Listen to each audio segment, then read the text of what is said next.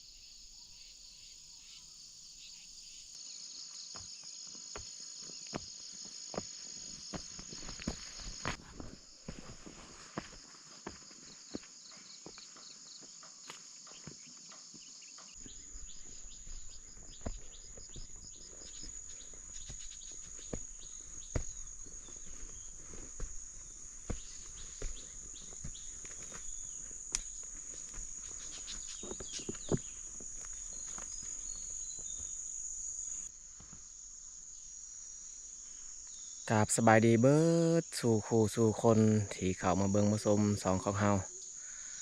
สำหรับวันนี้ขอยกะย่างเข้าไปสวนสาลี่หรือว่าสวนมักทั่วที่เฮาปลูกไว้แล้วก็เฮาเสียหญ้าไว้ใน6-7 มื้อก่อนเนาะตั้งแต่เฮาเสียหญ้าแล้วนี่เฮาบ่ได้มาเบิ่งก็เลยวันนี้มีโอกาสมาเบิ่งมาเก็บผักนี่แหละที่เฮาปลูกไว้อยู่หั่น เพราะว่าอยู่ในครอบครัวเฮาก็บ่มีผักสิกินแล้ว แต่ว่าเบิ่งบรรยากาศวันนี้นี่มืดครึ้มอาจจะว่าฝนตกก็ได้เนาะจะได้ก็ไปเฮาไปเบิ่งไปติดตามชมนำกันเลยหมักเดือนี่โคตรดกเลยหมากของมัน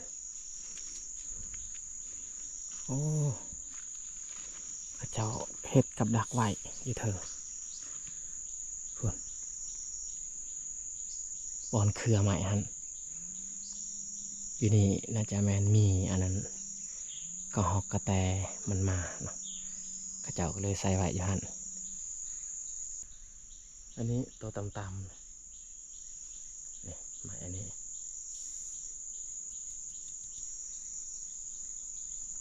กับดักที่เฮ็ดด้วยไม้ไผ่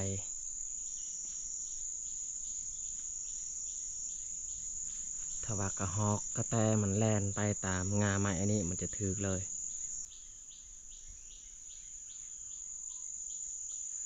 นกลายเลยอยู่นี่ส่วนเขาบ่ได้เอาปืนมานี่เขาเพาะนกแต่ว่าส่วนเขาเอาปืนมานี่บ่เห็นว้าวทุกคนบ่ฮู้ว่าเขากินได้หรือบ่เห็ดชนิดนี้แต่ว่าเฮาก็บ่เคยเก็บบ่เคยกินตั้งแต่เกิดมาบ่เคยเห็นพ่อแม่พาเก็บพากิน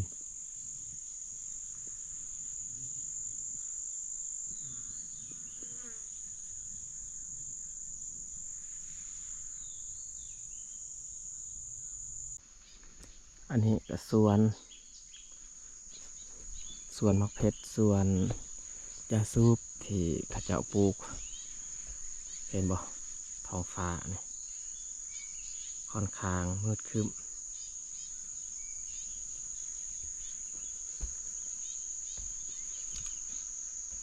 เบื้องนี้เห็นฟ้าเนาะ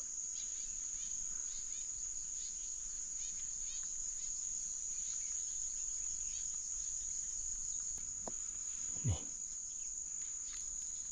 เห็ดคือกันเลย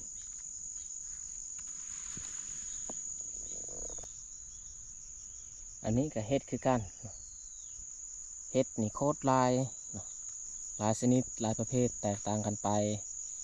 แต่ว่าเห็ดบางชนิดก็สามารถเก็บกินได้เห็ดบางชนิดก็บ่สามารถเก็บกินได้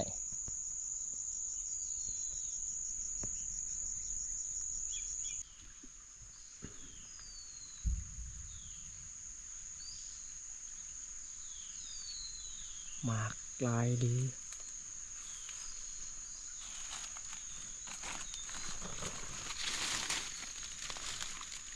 แต่ว่ายังบ่ทันสุกบ่เห็นมีอันนั้นก็ฮอกกระแตมากินโอ้ดอกไม้อีเถิงดอกงาม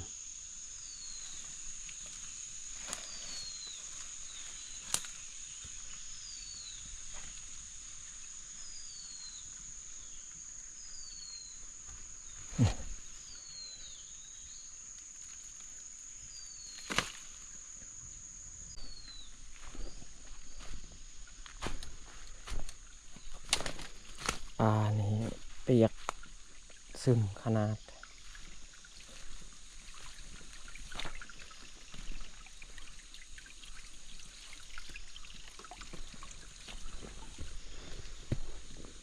นี่แหละกับดักคือกันกับที่เพิ่นใส่อยู่เทิงงาไม้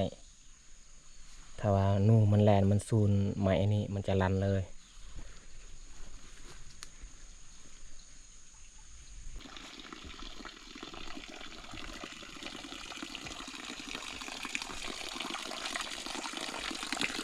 พาอาบน้ำของลุงเพิ่น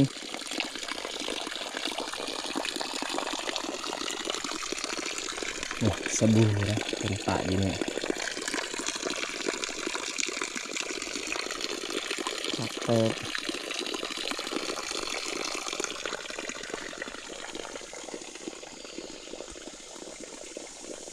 บริเวณนี้ก็เป็นบริเวณสวนต้นตาลเป็นปลูกอันนี้ก็แมนต้นตาลแล้ว2-3 ต้นแต่ว่ามันมีดอกแล้วอีกเพิ่งถ้าว่ามันมีดอกแบบนี้เขาบ่สามารถเอาน้ำมันไปกินตอนนี้คอยการย่างมาหอดสวนแล้วนั่งพักอยู่นี่ก่อนแล้วจึงคอยออกไปเก็บผักที่เขาเก็บก็คือยอดมะอึนั่นแหละยอดมะอึมะบวบถ้าว่ามันมียอดส่วนผักในอื่นนี่ยังบ่ทันมีดอกสลีหรือว่ามักทั่วนี่เขายังบ่ทันสามารถเก็บมากินได้มื้อคืนนี้ลมพัดแห้งก็เลยเข้ามาเบิ่งกันว่าต้นอันสาลีมันล้มมันหัก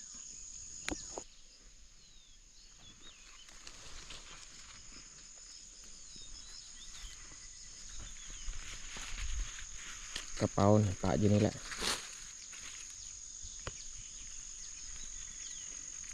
ถั่วดินนี่งามกว่าเก่าเลยหลังจากเขาเสียหยาไปแล้วสาลีก็คือการโอ้นกมาจับบ่ยอมหนีเลย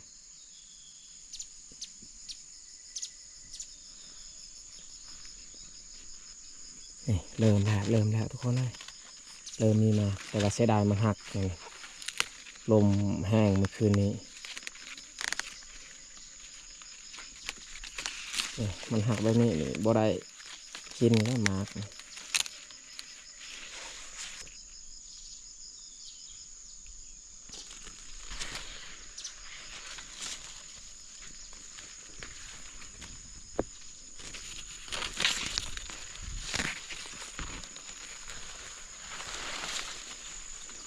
ลมแห้งเรียล้อเมื่อคืนนี้ฝนตกหนัก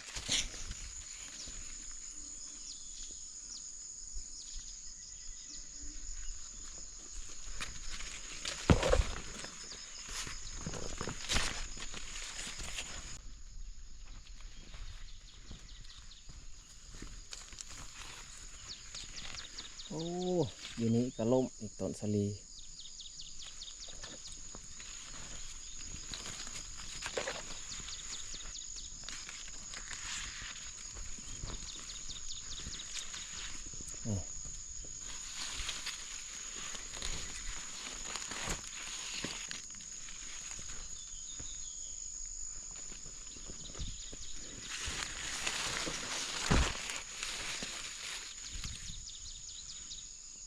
หากมันโบยาว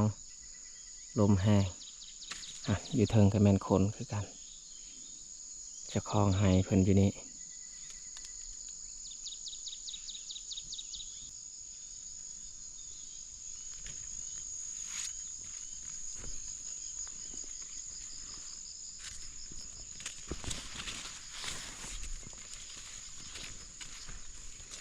แถวนี้บ่มีอันมักอึดอกคันมีแม้แต่อยู่เทิงหั่นแต่ว่าเฮายังบ่ทันไปเก็บอยู่เทิงสิลงไปอยู่ลุมก่อนเพราะว่าสวนมี2บอนลงไปเก็บอยู่ลุมแล้วจึงคอยมาเก็บอยู่เทิงอีก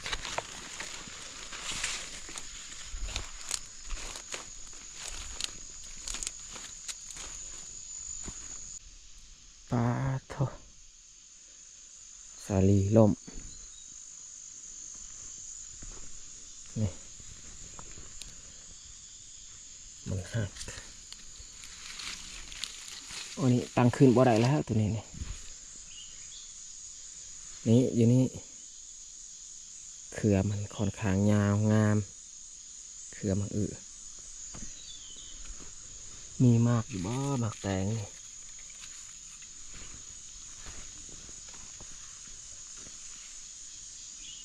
แล้วก็ลงลุ่มกับบ่มีอีกลงลุ่มมันเขาปลูกมาแต่บอนงามบอนดินงามอันนี้บอนดินลุบแบบนี้เขาปลูกอันต้นมะอึมะแตงคันปลูกบอนดินบ่งามมันจะบ่งามคือทุกคนเบิ่งแล้วนี่เบิ่งนี้บ่ค่อยงาม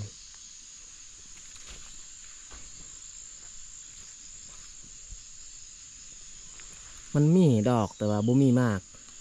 มะแตงนี่อันนี้มะเพชรเบิดนี่สมนี้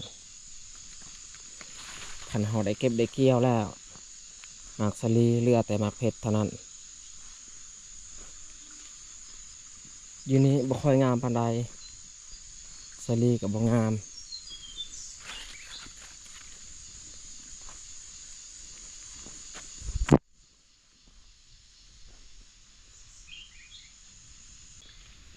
ยอดหมากอันนี้มันสีเข้าปลาแล้วนะเราต้องเด็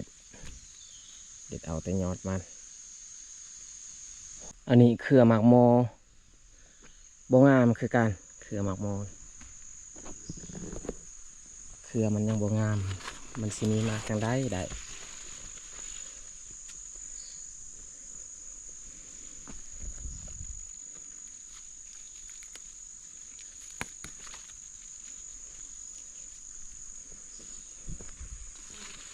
เก็บเอาแต่ยอดมันเขาว่าหมากนี่เอาตัดยอดมันจะแตกใหม่อีก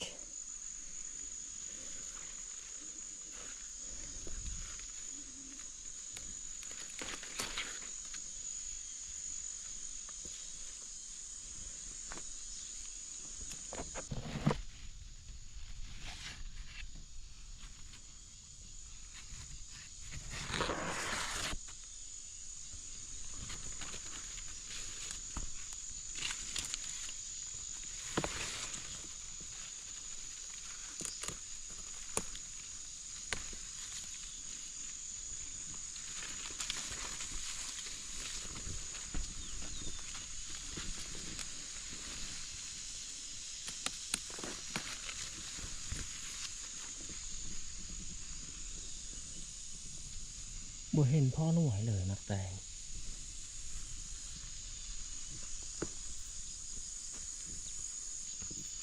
อันนี้ยอดมันขึ้นในป่าเนี่ยยอดสะอาดอยู่บ่เปื้อนแบบนี้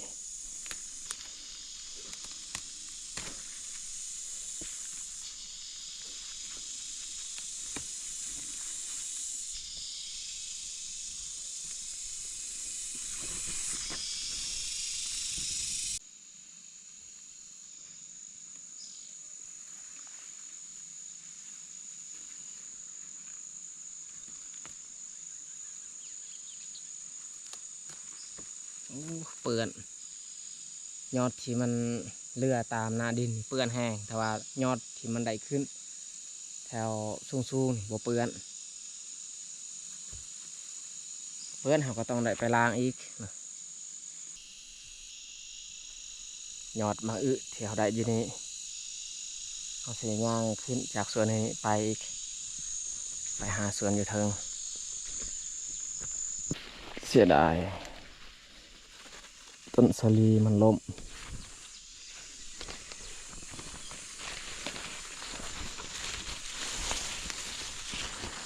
นี่เขินว่าไทยจากธรรมศาสตร์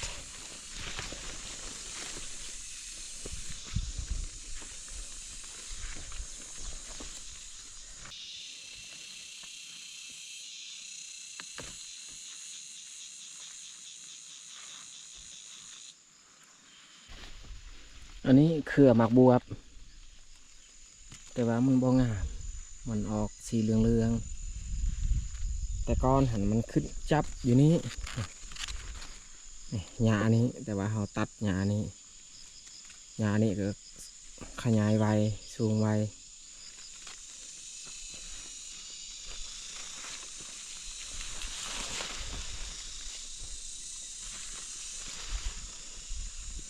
อันนี้ก็แม่นยอดบวบนี่มันขึ้นใส่ต้นไม้อันนี้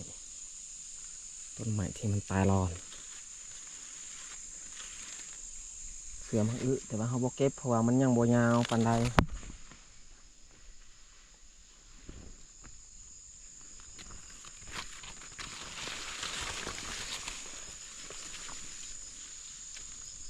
อันนี้เบี้ยยาสูบ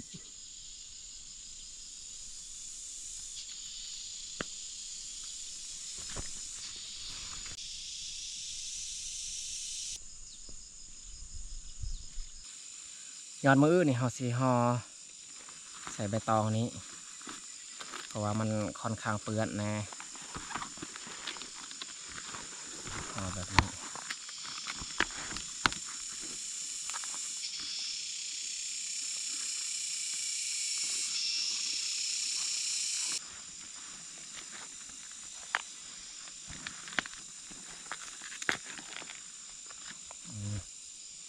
ห่อเรียบร้อยแล้วยัดใส่กระทง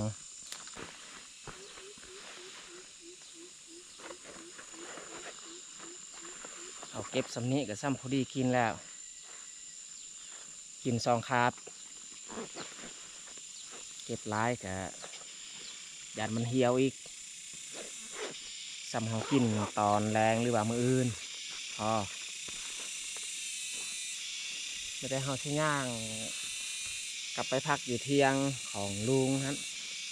ไปเบิ่งเขาไฮของเพิ่นบรรยากาศอยู่ไฮเพิ่นนี่ดีขนาดอันนี้ก็ส่วนสาลีส่วนมันก็จะปลูกปนกันเลยสาลีนี่อีกบ่โดนเขาก็เก็บได้กินแล้วเหลือแต่มัน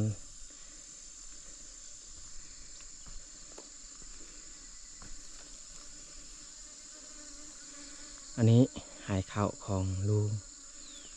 โคตรงามเลยเขียวทุ่มไม่อยากเอาเลยพื้นที่บริเวณนี้งามสุดๆ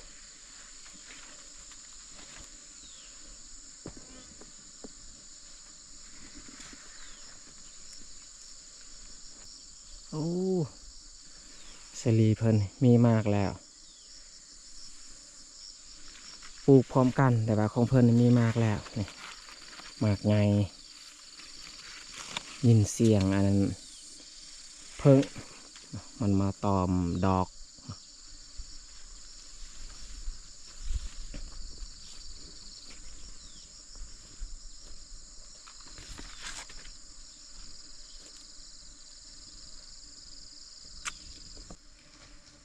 อาชีพเศร้าให้เศร้าสวนอยู่ชนบท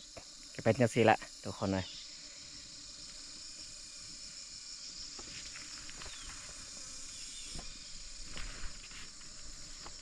งามคักงามแน่เลยเบื้องนี้น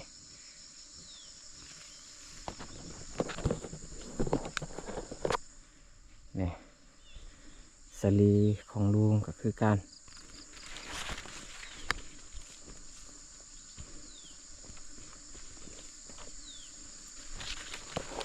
บรรยากาศที่ดีที่สุดในสลีหรือว่าต้นข้าวสูงซ้ำนี้โคตรดีเลย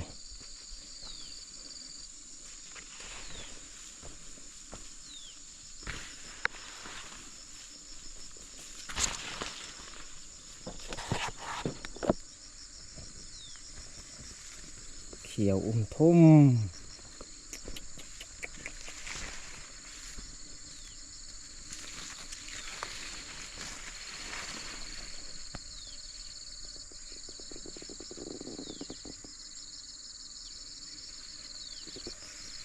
ย่างไปเบิ่งมาลุงเพิ่นขึ้นให้แล้วบ่ป้าทอความงาม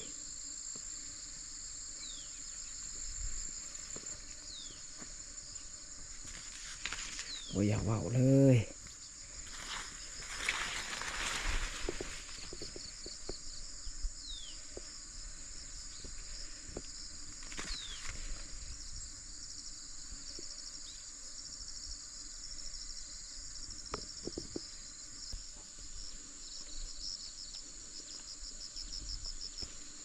ต้นสะลีก็สูง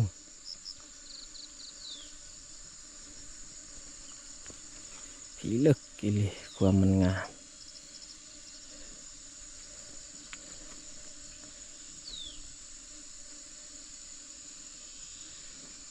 หลวงเพิ่นบ่ได้ขึ้นให้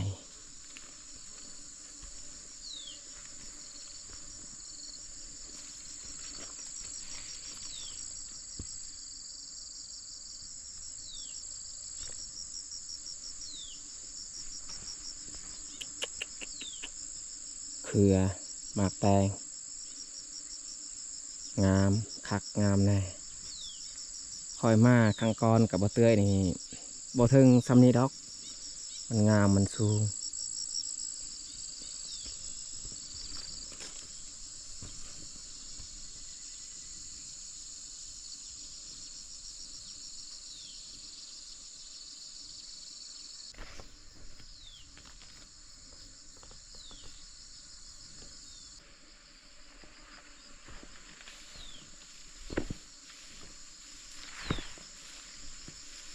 ดินดำงามคักงามแน่อันนี้ลุงเพิ่นว่าที่ทางเบื้องนี้อีกปีต่อไปบอนนี้แห้งงามบอนมันลุบโอ้เป็นเห็ดกับดักได้นี่ทุกคนเลยนี่กับดักแบบสมัยก่อน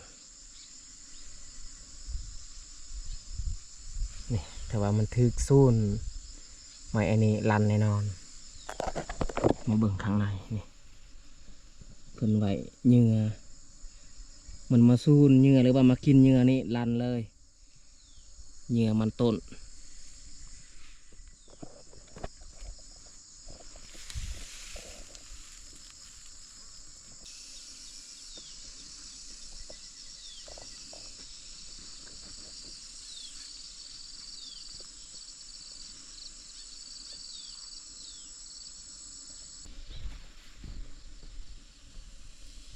ผักนี้กับน้องอีกเพิ่นเห็ด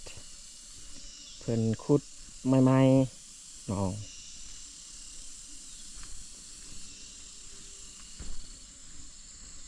สวนกันยัง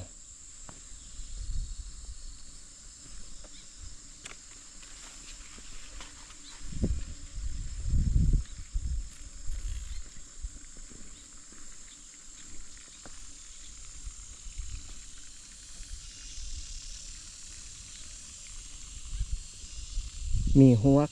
ในหนองปลาเพิ่นบ่ได้ปล่อยสงสัยอีกบ่ดนเพิ่นก็สิเอาปลามาปล่อยแล้วลูกหวกลูกหวกหรือว่าลูกป่าก็บ่ในใจเลยทุกคนเลยหรือว่าลูกป่าบ่นี่ลูกป่า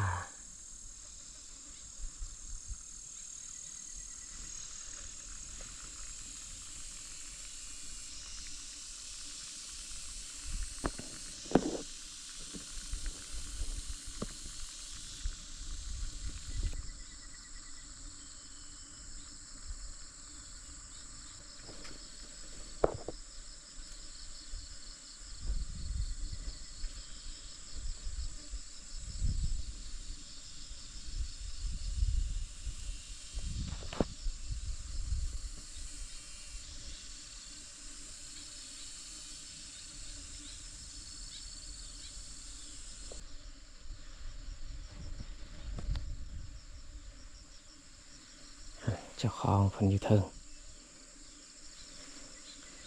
เพิ่นมาทาง อันนั้นแคมส่วนสาลีทางหญ้าออก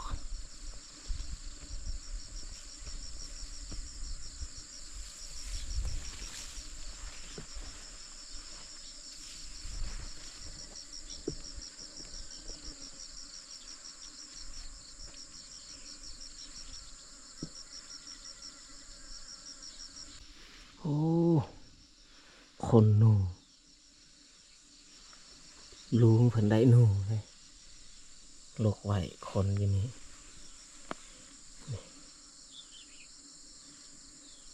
มื้อวานนี้นะเขาจะเอาหมอดไฟนี่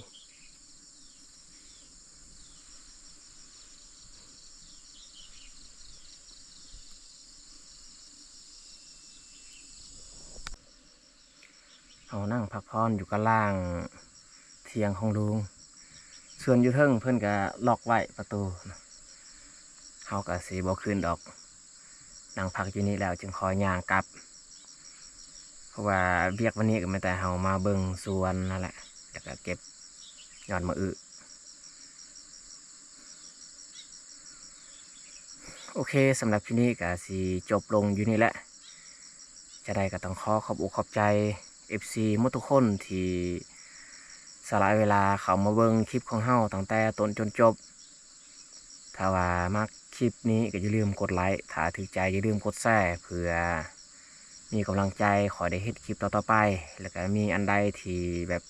แปลกๆใหม่ๆงามๆขอยก็จะได้ถ่ายได้อัปเดตให้ทุกคนได้เบิ่งอีกเนาะแล้วสุดท้ายนี้นี่อยากอวยพรให้ FC หมดทุกคนจงมีสุขภาพแข็งแรงอย่าเจ็บอย่าจนเฮ็ดหยังก็ขอให้เจริญก้าวหน้าปรารถนาสิ่งใดก็ขอให้สมหวังทุกประการเนาะจังไดก็ขอบใจหลายๆบ๊ายบายพบกันในคลิปต่อไป